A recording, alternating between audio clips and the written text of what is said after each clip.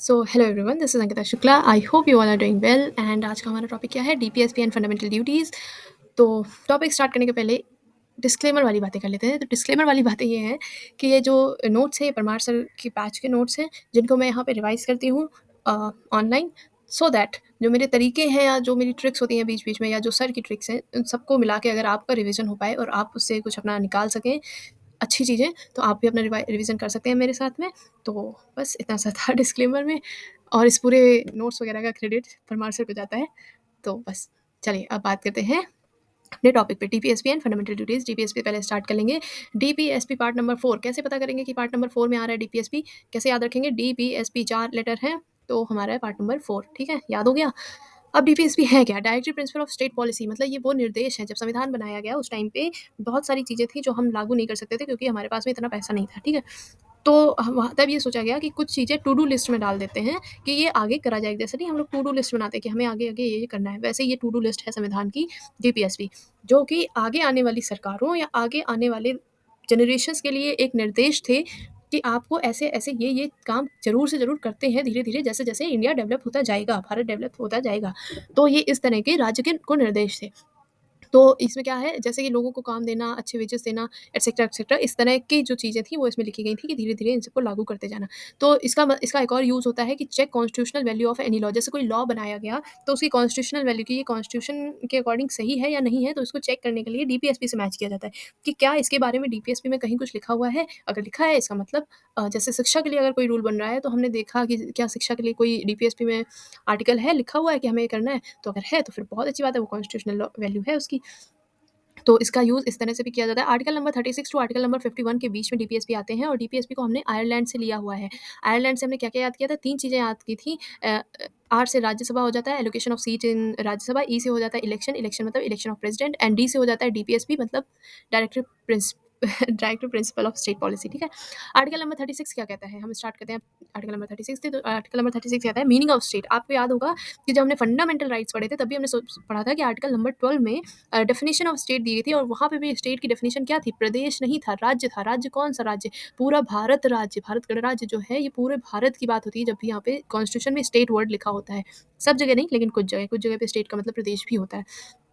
अब हम बात करेंगे कि हाँ, यहाँ पे लिखा है एवरीथिंग सेम एज़ आर्टिकल 12। इसमें जो भी स्टेट की डेफिनेशन लिखी है, वो पूरी की पूरी आर्टिकल 12 की जैसी लिखी है। उसमें लिखा है जो डेफिनेशन वहाँ है, वही डेफिनेशन है।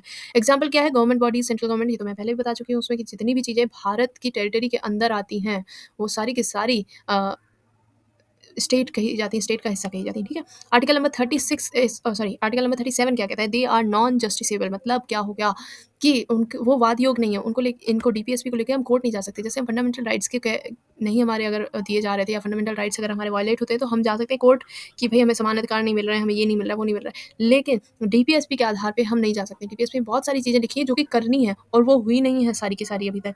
तो ऐसा नहीं कि आप उनको, जैसे लिविंग वेजेस के बारे में है, या फिर राइट टू वर्क है, आप नहीं जा सकते कि भैया इसमें तो राइट टू वर्क लिखा हुआ है, लेकिन हमें तो मिल नहीं रहा है। तो आप उसको लेके नहीं जा सकते, क्योंकि वो टू डू लिस्ट में है, अभी किया नहीं गया है। ठीक है? वाद योग इसलिए नहीं है। इंस्ट्रूमेंट ऑफ इंस्ट्रक्शन कहा गया था डीपीएसपी को। क्यों डीपीएसपी को इंस्ट्रूमेंट ऑफ इंस्ट्रक्शन कहा गया था? क्योंकि गवर्नमेंट ऑफ इंडिया एक्ट 1935 जब आया था, तब गवर्नर जनरल को इंस्ट्रक्शंस दिए गए थे कुछ। ठीक है? तो उसी से रिजेंबल करता हुआ ये है, इसलिए इसको इंस्ट्रूमेंट ऑफ इंस्ट्रक्शन कहा गया। इसमें भी तो इंस्ट्रक्शन दिए गए ना आगे आने वाली गवर्नमेंट के लिए।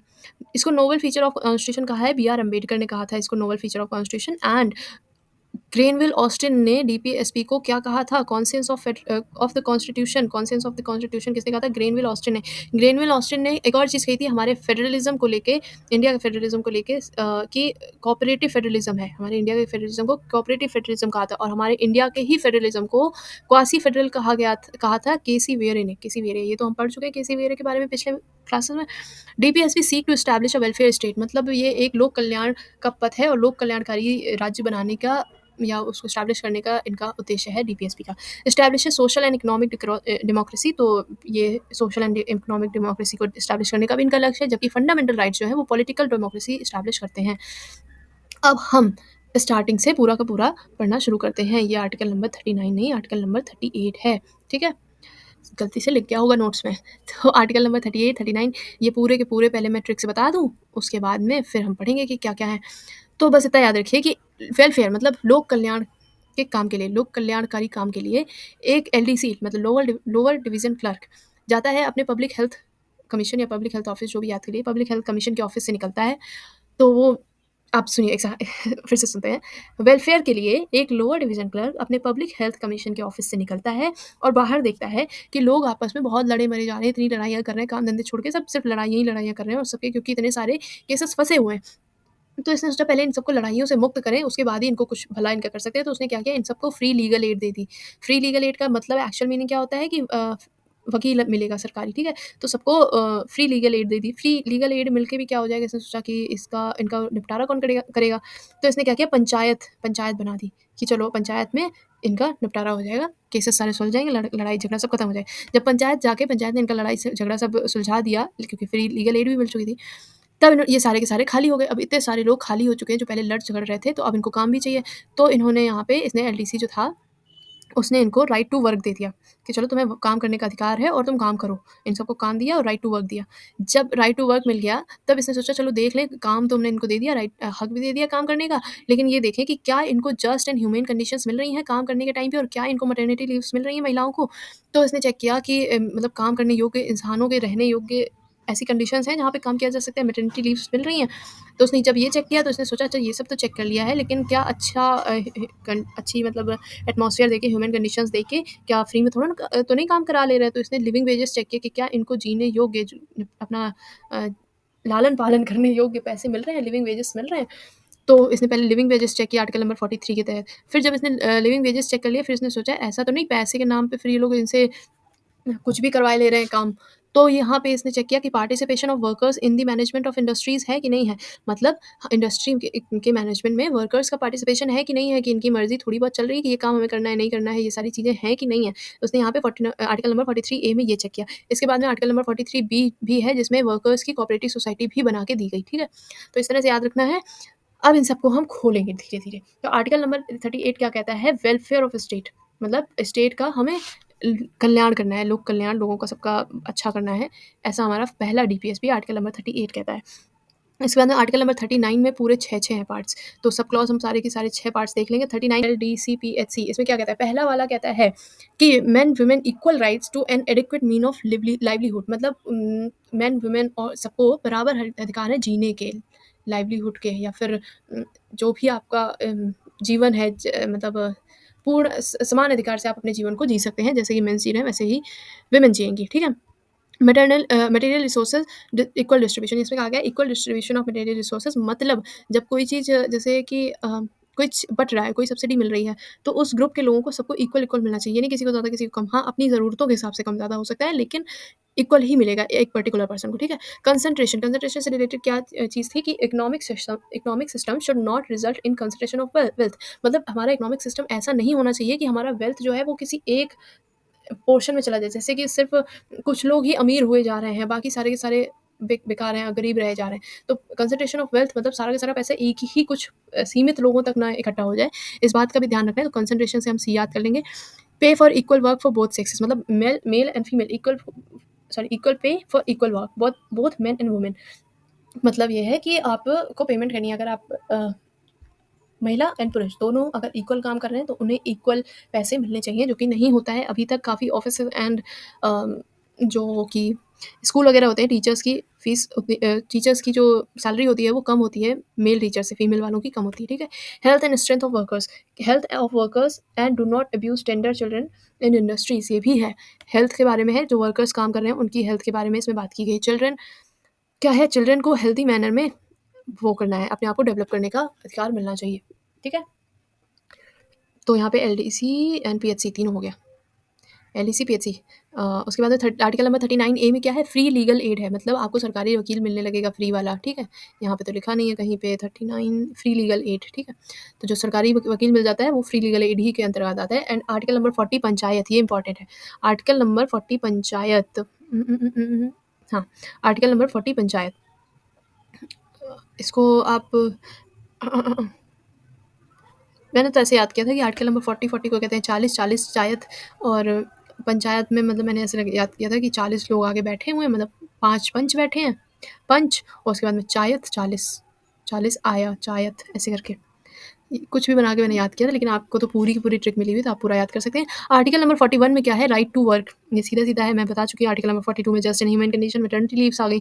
आर्टिकल नंबर 43 में लिविंग वेजेस आ गए। आर्टिकल नंबर 43 ए में participation of workers in management and industry आ गया। आर्टिकल नंबर 43 बी में क्या आ गया कि कोऑपरेटिव सोसाइटी बनेंगी। बस इतना ही है, इसमें कुछ और ज़्यादा बताने का नहीं। कोऑपरेटिव सोसाइटी ऑफ वर्कर्स है, ठीक है। आर्टिकल नंबर 44 की बात करें, 43 बी तक हो गया। अब आर्टिकल नंबर 43 की बात करें तो ये यूनिफॉर्म सिविल कोड, ये तो सबको याद भी होता है। इसका मतलब है कि सारे रूल्स हटा दो, सारे अलग-अलग रूल्स हटाओ, सबका समान रूल बन जाएँगे, ठीक है। आर्टिकल नंबर 44, 4 और 4 मतलब दोनों समानता में खड़े हैं, तो यूनिफॉर्म सिविल कोड में समान बन जाएँगे, समान संहिता कुछ ऐसे करके इसका हिंदी में होता है। आर्टिकल नंबर 45 क्या कहता है, अर्ली चाइल्डहुड केयर, मतलब 0 से 6 साल के जो लोग हैं, उनको अर्ली चाइल्डहुड केयर, इसकी कहानी सर ने क्या बताई थी, इतने यहाँ तक के आर्टिकल नंबर 45 से आर्टिकल नंबर 51 तक हम कैसे याद रखेंगे? देखो, आर्टिकल नंबर 44 तक आपने याद कर लिया। आर्टिकल नंबर 45 में क्या है कि अब 45 से ही है, इसको याद करने के लिए आप ये याद कर सकते हैं कि 45 साल का युवा जो था, एक 45 साल का जो युवा था, उसने सोचा कि चलो बच्चों को, जो छोटे-छोटे बच्चे हैं 0 टू 6 ईयर के, उनको अर्ली चाइल्डहुड केयर देते हैं हम लोग। तो जब ये अर्ली चाइल्डहुड केयर देने गए, तब इन्हें पता चला कि इन बच्चों के जो पेरेंट्स हैं, वो एससी और एसटी कैटेगरी से बिलॉन्ग करते हैं। जब इन्हें पता चला कि ये एससी, एसटी कैटेगरी से बिलॉन्ग करते हैं, तो इन्होंने, और उसके बाद में इन्होंने देखा कि ये सारे के सारे इंटॉक्सिकेंट्स में, मतलब नशे और इन सब चीज़ों में पड़े हुए हैं। और नशे में जब नशा कर लेते हैं, तो ये स्लॉटर ऑफ काउज़ या फिर जानवरों पे अत्याचार करते हैं। जब उसने देखा इतना ही सब कुछ खराब पड़ा है कि मतलब बच्चों को केयर नहीं कर रहे हैं, तो जब हम अर्ली चाइल्डहुड केयर करने गए, तो पता चला कि चलो अच्छा ये एससी एसटी से हैं। फिर पता चला वो नशे में भी धुत हैं और जानवरों पे भी अत्याचार कर रहे हैं। तो इसने सोचा बहुत हो गया, अब हम सुधार पे काम करते हैं। तो इसने आर्टिकल नंबर 48 के तहत इनसे कहा कि जाओ एनवायरनमेंट को प्रोटेक्ट करो पहले। जब एनवायरनमेंट प्रोटेक्ट करोगे, नेचर से जुड़ोगे, तो तुम्हारा दिमाग खुलेगा, तो तुम ये नशे वशे छोड़ दोगे। तो इसने क्या किया कि इनसे कहा 48 ए में कि प्रोटेक्ट द एनवायरनमेंट। देन 49 में गए और इन्होंने कहा कि जो मॉन्यूमेंट्स हैं हमारे, स्मारक हैं, उनकी रक्षा करो जाके, या मतलब उनको साफ़ करो, उनका संरक्षण करो जाके। उसके बाद में क्या किया, separation of judiciary and executive, ये आर्टिकल नंबर 50 है, ये मत याद रखिए और ये भी नहीं याद रखिए। यहाँ मॉन्यूमेंट्स तक याद रखिए, मॉन्यूमेंट्स को जो है इन्होंने मतलब संरक्षित करवाया इन लोगों से। तो इसके बाद में लोग ये सब सुधर गए और अच्छे हो गए, केयर करने लगे अपने बच्चों की, ठीक है। अब हम आर्टिकल नंबर 50 और आर्टिकल नंबर 51 कैसे याद करेंगे? आर्टिकल नंबर 50 क्या कहता है, separation of judiciary and executive. इसका मतलब हो जाता है कि जुडिशरी और एग्जीक्यूटिव, मतलब कार्यपालिका और न्यायपालिका को अलग-अलग रखा जाएगा। उन दोनों का एक दूसरे के कामों में वो इंटरफेयर नहीं करेंगे। तो यहाँ पे वर्ड आ रहा है सेपरेशन। सेपरेशन कैसे होता है? किसी चीज़ को हम लोग 50-50 कर देंगे, सेपरेट हो जाएँगी। तो उससे याद कर लीजिए, आर्टिकल 50, 50-50 करेंगे तो सेपरेट हो जाएँगे। क्या-क्या सेपरेट हो रहे हैं? जुडिशियल एंड एग्जीक्यूटिव, दोनों के जो काम हैं वो सेपरेट हो रहे हैं। आर्टिकल नंबर 51 क्या कहता है? International peace and cooperation. अब देखो, इतना सब काम करने के बाद में हमने क्या किया, हम क्योंकि बहुत अच्छे हैं, इसलिए हम क्या करेंगे, ₹51 का प्रसाद चढ़ाएँगे पूरे विश्व की शांति के लिए, ठीक है? और इतना अच्छा काम भारत में ही हो सकता है, इंडिया में ही। अब हम कुछ अमेंडमेंट्स याद कर लेंगे जो कि डीपीएसपी से रिलेटेड हैं। डीपीएसपी से रिलेटेड अमेंडमेंट्स कौन-कौन से हैं? 42nd कॉन्स्टिट्यूशनल अमेंडमेंट 1976 क्या कहता है? उसके तहत हुए तो बहुत सारे अमेंडमेंट्स थे, लेकिन जो डीपीएसपी से रिलेटेड अमेंडमेंट्स हुए थे, ये वो यहाँ पे लिखे हुए हैं। तो सबसे पहले तो पुअर वर्कर्स चाइल्ड एनवायरनमेंट, तो ऐसे ही याद कर लो, इसकी कुछ ट्रिक तो सर ने बताई थी, लेकिन ये आप याद कर सकते हैं। और आप साथ में free legal aid to poor 39 A में ऐड किया गया है, किससे? 42nd कॉन्स्टिट्यूशनल अमेंडमेंट से। 43 ए, उसमें वर्कर्स का पार्टिसिपेशन ऑफ वर्कर्स, ये भी 42nd से मतलब ऐड किया गया है। And opportunity for their healthy development, ये आर्टिकल नंबर 39, ये भी 42nd कॉन्स्टिट्यूशनल अमेंडमेंट से ऐड किया गया है। एंड 48 ए भी 42nd कॉन्स्टिट्यूशनल अमेंडमेंट से, जो कि एनवायरनमेंट के बारे में है, वो भी इसी से ऐड किया गया है। 44th से क्या ऐड किया गया है? To minimize inequality in income, status, facility and opportunities, article number 38 जो कहता है, उसको आर्टिकल नंबर 38 को 44th कॉन्स्टिट्यूशनल अमेंडमेंट से ऐड किया गया। 86 शिक्षा वाला, तो इससे सारे के सारे शिक्षा और बच्चों से रिलेटेड ऐड किए गए हैं 86 कॉन्स्टिट्यूशनल अमेंडमेंट से। इसी की वजह से आर्टिकल नंबर 21 ए लाया गया है, जो कि शिक्षा से रिलेटेड है। आर्टिकल नंबर 45 जो है, उसमें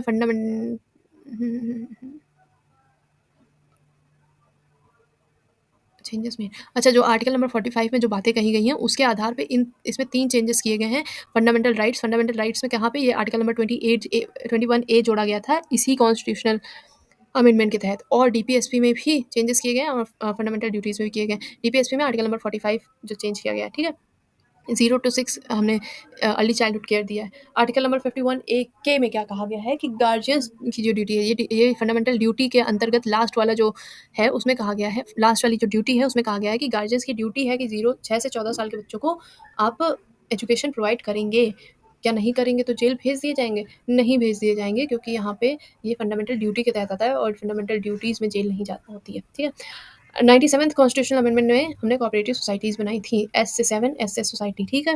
97th constitutional amendment article number 43 B, वो तो उस तरह से याद करना है जो कहानी बताई थी। फंडामेंटल राइट्स वर्सेस डीपीएसपी, अब ये वाली भी चीज़ कर लेते हैं।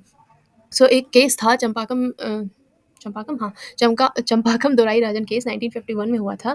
इन्होंने क्या कहा, इसमें सुप्रीम कोर्ट ने क्या कहा था कि fundamental rights would prevail over DPSP, मतलब फंडामेंटल राइट्स का ज़्यादा वैल्यू हो जाएगी, डीपीएसपी की कम है, ठीक है। फंडामेंटल राइट्स आर अमेंडमेंट, मतलब उन पे अमेंडमेंट किया जा सकता है फंडामेंटल राइट्स में, ठीक है।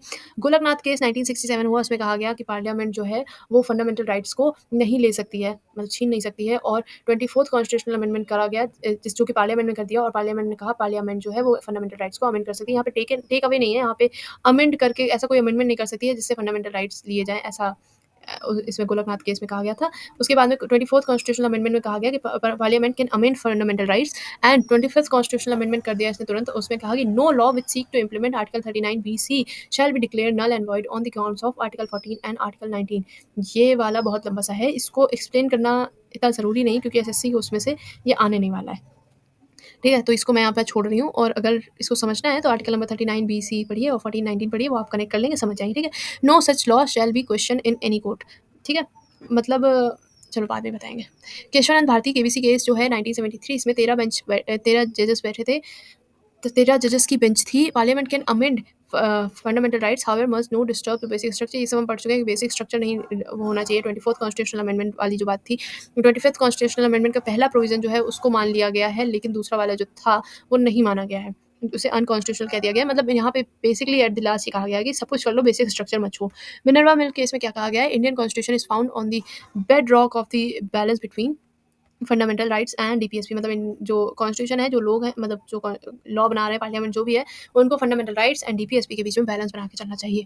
DPSP are like cheque on bank payable at convenience of the bank, ये किसने कहा था, प्रोफेसर के टी शाह ने कहा था। शाही थे इसीलिए उन्होंने चेक की बैंक की बात की थी, ठीक है। अब हम याद करेंगे हमारी फंडामेंटल ड्यूटीज़। तो फंडामेंटल ड्यूटीज़ जो थी हमारी, वो इंदिरा गांधी की सरकार में सरदार स्वर्ण सिंह जो थे उनसे कहा गया कि कुछ ऐसी ड्यूटीज़ बनाइए, तो इन्होंने क्या किया, यूएसएसआर से कॉपी कर ली 8, और उसके बाद 8 कॉपी करी, उसमें से वो रिकमेंड की, उसके बाद में टोटल 10 जो बनी थी, उन 10 ड्यूटीज़ को 42nd कॉन्स्टिट्यूशनल अमेंडमेंट 1976 के तहत कॉन्स्टिट्यूशन में जोड़ दिया गया। तो हमारी फंडामेंटल ड्यूटीज़ जो हैं वो इस कॉन्स्टिट्यूशनल अमेंडमेंट के तहत जोड़ी गई हैं। Fundamental duties were not original part of constitution, पहले कॉन्स्टिट्यूशन का पार्ट नहीं थी, बल्कि इनको जोड़ा गया है, और पार्ट 4A में जोड़ा गया है, जिसे आर्टिकल नंबर 51A भी कहते हैं, ठीक है। ओके, तो only applicable to Indians not to foreigner. Fundamental duty जो है वो सिर्फ इंडियंस के लिए है, फॉरेनर्स के लिए नहीं है। लास्ट फंडामेंटल ड्यूटी जो है वो भी एक अमेंडमेंट के तहत जोड़ी गई थी, जो कि 86 कॉन्स्टिट्यूशनल अमेंडमेंट था, जो हम पहले पढ़ चुके थे। स्टार्टिंग में जो थी वो 10 थी, आप यहाँ पे देखिए, और अभी जो है वो 11th है, ठीक है। अब हम ये सारी की सारी याद कर लेंगे ट्रिक से, बहुत जल्दी से। गाइडेंस ओके, ये पढ़ चुके हैं। अब ये हम फंडामेंटल ड्यूटीज़ के बारे में पढ़ेंगे, पहले थोड़ा-सा बड़ा कर लेते हैं। इसको हिंदी में पढ़ेंगे तो ज़्यादा अच्छा है, क्योंकि इंग्लिश वाला थोड़ा-सा प्रॉब्लमेटिक है। पहला इंग्लिश का पढ़ लेते हैं पहले। 51A क्या कहता है, fundamental it shall be duty of every citizen of India, and उसके बाद में 51A से शुरू करते हैं। सॉरी, 51A से शुरू करते हैं। ए के अंदर ए से शुरू करेंगे, ठीक है। तो इसमें कहा गया to abide by the constitution and respect its ideals and in institutions, the national flag and the national anthem. यहाँ पे वर्ड आ रहा है अबाइड, अबाइड से हमने कहा है अबाइड, ठीक है। नेशनल एंथम इन सबकी हमें रिस्पेक्ट करनी है, ठीक है। सी बी से क्या आ रहा है, अब हम यहाँ पे से हिंदी में आ जा रहे हैं। हिंदी हिंदी हिंदी, अरे यार हिंदी का तो लिखा ही नहीं हुआ है, शिट। चलो मैं ऐसे ही बता देती हूँ। देखिए, बी से हो गया भगत सिंह। भगत सिंह कौन थे, हमारे क्रांतिकारी थे। तो हमारा इसमें सेकंड वाले उसमें ड्यूटी में कहा गया है कि जो हमारे आइडियल्स हैं, जो हमारे नोबल आइडियल्स हैं, या हमारे फ्रीडम फाइटर्स हैं, उनकी हमको रिस्पेक्ट करनी है। सी मतलब हो जाता है थ्री का मतलब हो जाता है 3 ड्यूटीज़। तो 3 ड्यूटीज़ हैं, सोवरेनिटी, यूनिटी एंड इंटीग्रिटी, इनको हमें प्रोटेक्ट करना है, ठीक है। ये 3 चीज़ें हो गई। डी से मतलब हो जाता है टू डिफेंड, डिफेंड का मतलब डी से डिफेंड हो जाएगा। डी से defend, to defend the country and render national service when called upon to do so, मतलब अगर कभी इमरजेंसी, मतलब ऐसी ज़रूरत पड़ जाए और आपको सेना में बुला लिया जाए लड़ने के लिए, तो आपको जाना पड़ेगा, है ना, कंट्री को डिफेंड करने के लिए। तो ये भी हमारी ड्यूटी बनती है। ई का मतलब होता है 5, 5 का मतलब होता है 5, 5 से पी से 5, पी से प्रमोट इक्वलिटी, या फिर ई का मतलब होता है इक्वलिटी, तो इक्वलिटी सबको बराबर देना है, तो to promote harmony and spirit of common brotherhood amongst all, basically समानता का चीज़ें हैं कि सारी महिलाएं और सबको भाईचारा ये सब समान समान रखना है सब कुछ। एफ से हो जाएगा फोर्ट, एफ से हो जाता है फोर्ट, फोर्ट हो जाता है क्या हो जाता है हमारा हेरिटेज हो जाती है ये चीज़ें। फोर्ट वगैरह क्या होता है हेरिटेज होता है, तो हमें क्या करना है प्रिजर्व करना है रिच हेरिटेज को। जी से हो जाता है ग्रीनरी, ग्रीनरी का मतलब हो जाता है पर्यावरण या फिर एनवायरनमेंट, तो नेचुरल एनवायरनमेंट जो है उसको प्रोटेक्ट करना है, लेक्स रिवर वाइल्ड लाइफ इन सबको प्रोटेक्ट करके रखना है, इनको इम्प्रूव करना है। एच से हो जा रहा है ह्यूमनिज्म, इसका मतलब हो जाता है कि to develop the scientific temper humanism and spirit, मतलब इंसानियत भी दिखानी है और साइंटिफिक जो चीज़ें हैं उनको भी अपनाना है, वैज्ञानिक चीज़ों को, ठीक है। यहाँ पे एच में आ रहा है ये एच से एक और चीज़ याद सकते हैं, एच से आ जाता है हरिकोटा। श्री हरिकोटा हमारा जो है वो साइंस से रिलेटेड है, इसरो वहीं से सब कुछ लॉन्च करता है, तो वो भी आप याद कर सकते हैं। एच से हरिकोटा, एच से साइंस, मतलब हरिकोटा साइंस से रिलेटेड है इसलिए साइंटिफिक टेम्पर। आई से क्या याद करना है, आई से आई याद कर लेना है, आई टू आई, मतलब नहीं करना है हमें आई टू आई, मतलब एक किसी ने आँख फोड़ दी तो उसकी आँख नहीं फोड़ोगे, ये वायलेंस नहीं फैलानी है, तो पब्लिक प्रॉपर्टी को नुकसान नहीं पहुँचाना है और उसको सेफ रखना है और वायलेंस नहीं फैलानी है। जे से हो जाएगा जडेजा जड्डू, तो वो क्या करते हैं, वो ऑलराउंडर है, सब तरह से चार चार मतलब सब तरह से सर्वगुण संपन्न है, फील्डर अच्छे हैं, बैट्समैन है, बॉल अच्छी डालते हैं। तो हमें क्या करना है, to strive towards excellency in all spheres, चारों तरफ हमें अपनी एक्सीलेंसी करनी है, हर क्षेत्र में अपने आप को ऊपर लेके चलना है। तो बस आपको सारे के सारे याद हो गए हैं। कोई भी एक आ जाए, जैसे जी आ गया, ग्रीनरी आपको याद है, जी में पर्यावरण के बारे में था, नेचुरल जितनी चीज़ें उनको प्रोटेक्ट करना है, तो इस तरह से याद आ जाएगा। Fundamental duties have economical, social and economic significance, ये तो ऐसे ही है। तो बस यहाँ तक हो गया फंडामेंटल ड्यूटीज़। उम्मीद है कि आज का लेक्चर उतना ज़्यादा एनर्जेटिक तो नहीं रहा, लेकिन याद तो हो गया होगा। इसमें किसी में कोई भी मेरी शायद ही 1-2 मैंने कुछ बताई हैं ट्रिक्स, जैसे कि 50-50 वाला, आर्टिकल 50 वगैरह। बाकी सारी की सारी ट्रिक्स परमार सर की ही थी और इतनी सारी ट्रिक्स ऑलरेडी थी कि मुझे बनाने की ज़रूरत नहीं पड़ी, तो मैंने उसी से आपको समझा दिया, ठीक है? समझा क्या दिया, अपना रिवीजन कर लिया है, अब आपको अच्छा लगा तो आप भी अपना रिवीजन कर लीजिए, ठीक है? तो बस आज का यहीं पे ख़त्म करते हैं। अब क्या करना है, अब आगे जो होगा बताएँगे, आ जाएगी वीडियो, ठीक है?